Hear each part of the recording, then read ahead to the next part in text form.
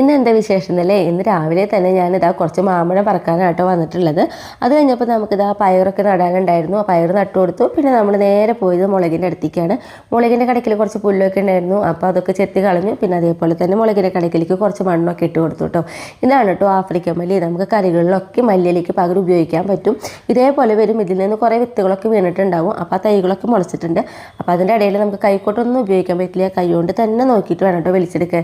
പിന്നെ നമ്മുടെ അല്ലു വന്നു. അല്ലാണെങ്കിൽ പേളി മക്കൾ വന്ന പിന്നെ അല്ലു ഭയങ്കര പാവാട്ടോ. അപ്പോൾ കുറച്ച് നേരം അവളെ എടുത്തു. അതിനുശേഷം നമുക്കിത് ആ കൊള്ളി പറിക്കാനായിട്ട് ഞാൻ വന്നിട്ടുള്ളത്. അപ്പോൾ ഇന്ന് കൊള്ളി കൊണ്ടുള്ള ഒരു അടിപൊളി കറിയൊക്കെ ആയിട്ട് നമ്മൾ വെക്കുന്നത്. അപ്പോൾ ഇത് അത്യാവശ്യം വലിപ്പമുള്ള നല്ല കൊള്ളി തന്നെയായിരുന്നു. 2 കൊള്ളി മണ്ണിൻ്റെ ഇടയിൽ ഇതാ പൊട്ടിയിരുന്നിട്ടുണ്ടായിരുന്നു. അപ്പോൾ അതൊക്കെ ഇതാ കൊത്തി അതും എടുത്തു കേട്ടോ. അതിനുശേഷം ഇതാ കൊള്ളിയൊക്കെ കഴുകി വെച്ചു. അപ്പോൾ കൊള്ളിയുമ്പോൾ നിറച്ച് മണ്ണുണ്ടായിരുന്ന കാരണം നമ്മുടെ അലക്കലിൻ്റെ ചുറ്റും നിറച്ച് മണ്ണായിട്ടുണ്ടായിരുന്നു.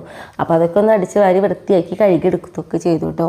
അതിനുശേഷം ഞാൻ നേരെ പപ്പായ പൊട്ടിക്കാനാണ് വന്നത്. ഈ വട്ടത്തെ പപ്പായ താഴെ വീണ്ടാന്ന് വെച്ചിട്ട് കുറച്ച് റിസ്ക് എടുക്കേണ്ട വന്നിട്ട് എനിക്ക് പപ്പായ പൊട്ടിക്കാൻ. പിന്നെ അത് നമ്മുടെ റംബൂട്ടാനൊക്കെ അത്യാവശ്യം പഴുത്ത് തുടങ്ങിയിട്ടുണ്ടായിരുന്നു. പിന്നെ അത് കഴിഞ്ഞപ്പോൾ നേരെ നമ്മുടെ ആ കുട്ടുപട്ടണങ്ങളുടെ അടുത്ത് പോയി. അപ്പോൾ ഈ വിശേഷങ്ങളൊക്കെ നമ്മുടെ ചാനലിലുണ്ട് കേട്ടോ. അപ്പോൾ ആ കൊള്ളി കൊണ്ടുള്ള ഒരു നല്ലൊരു കറിയും കൂടി നമ്മളിന്ന് വെച്ചിട്ടുണ്ട് കേട്ടോ. അപ്പോൾ ഇന്ന് ഇത്രയ്ക്കൊക്കെ